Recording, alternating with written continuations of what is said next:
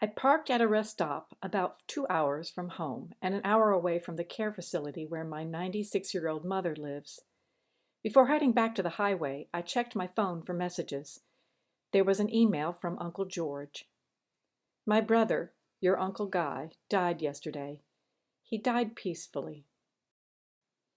While driving, I thought of the 10 children in my father's family.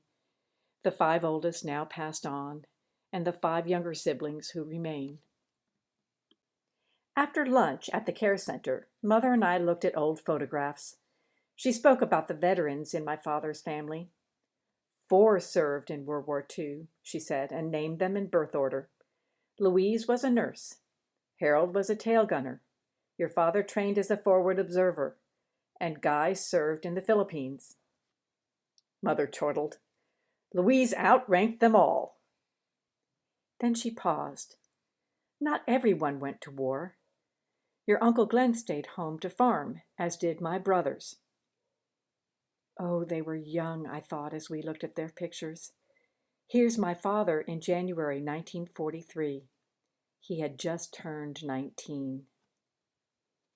Though the war had ended when my parents married on November 28, 1945, my father was still in uniform.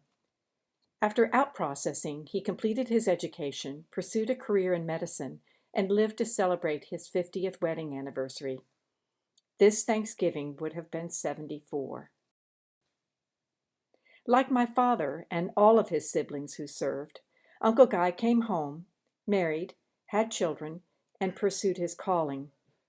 His took him back to the Philippines as a missionary. Today, November 11th, is Veterans Day, originally known as Armistice Day, which marked the end of World War I. On this federal holiday, renamed in 1954, we honor our military veterans, those who returned, and those whose ultimate sacrifice we remember on Memorial Day. In church yesterday, Pastor asked the veterans in our congregation to stand, and several men and women stood. Pastor also noted that November 10th is the birthday of the United States Marine Corps, the 244th birthday.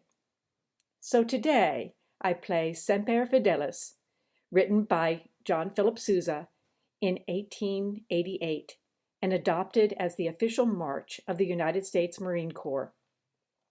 I remember the men and women who stood in church yesterday and those who are no longer standing. My father, Aunt Louise, Uncle Harold, and Uncle Guy. Semper Fidelis, always faithful, to God, our families, our missions.